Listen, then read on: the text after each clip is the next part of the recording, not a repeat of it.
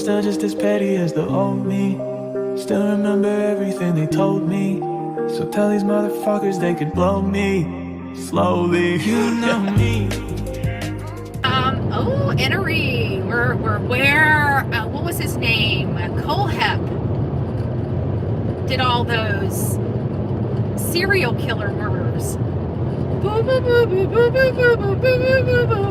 We're in the Colehep area. I wonder how many more bodies are buried somewhere out here that never was found. You guys I did a thing on that. I actually wrote the guy. He has my home address, which freaks me out. That was something JLR did. I didn't even know he did it. And he was at his house and wrote a letter for me and mailed it to him with my address on it without my permission. So I got a serial killer that knows where I live, like my home address. Thanks, a-hole. He knows he did it. I was kind of excited about it, but as the excitement settles, the idea that a serial killer that preys on women knows where I live doesn't make me feel very comfortable.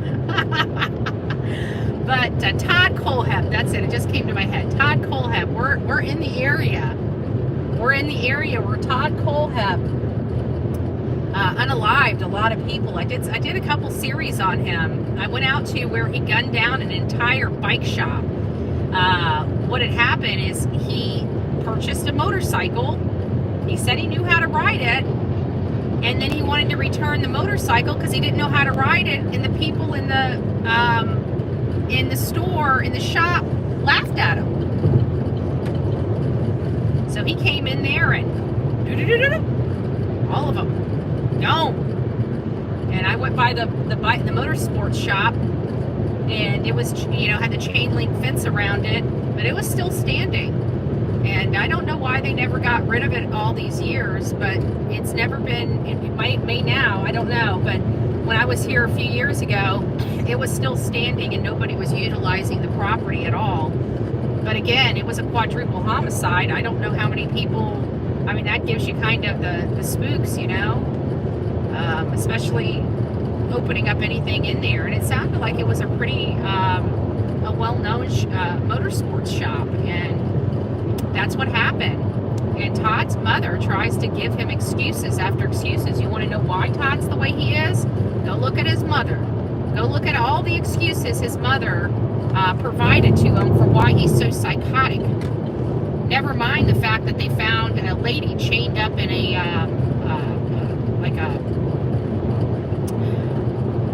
what was it, a trailer? It's not a trailer, but it is. It's like a container. She was in a container chained up. And she was over there to clean his house, and he ended up putting, pew-pew right there in her boyfriend, and then burying him, and used her as an S-slave, chained up. That was a wild case. I was there, and Woodruff, I think is where it was. I can't remember the names of everything because it was several years ago. But he was another one that had, a lot of real estate. Don't know how, because he was a felon when he got his real estate license.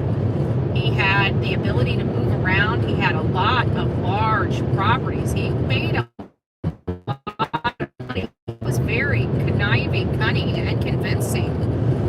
But he's behind bars now, and they say that they haven't even, now he could be lying about it, but it sounds like they haven't even found everybody that he's alleged to have unalived. So, interesting stuff. That's Todd Colehep. Go check it out. And search Todd Colehep in my videos and in my lives and learn a little more about him. I went out and investigated that case and did some investigative reporting in that case, and it was pretty interesting. Now looking back on it, I do a lot of crazy stuff. But the Todd Colehep one, and the fact that he actually wrote me back, I read the letter online.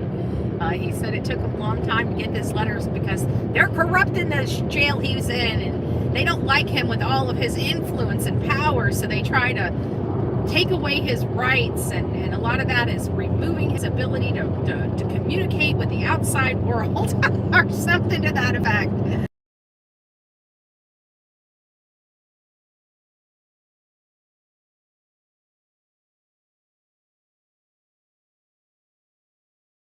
Dead-end roads, you know, from Clinton all the way up to Spartanburg. So we're here off another dead end, just looking to see if it's potential for a place that Todd Kohlhepp would have dumped bodies. This one I'm not too sure about, honestly. And I know authorities were searching this area a few years ago, I believe.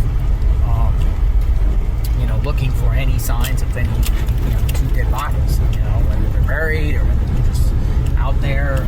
They didn't find anything. So we're in a place called Enery off of exit 41 off of I-26. As you can see, I-26 is directly behind me here. And then over on this side, you've got a lot of, you know, thick brush and some open areas where you could dispose of somebody. We went down the end of the road. It's a dead end. There's a big sign that says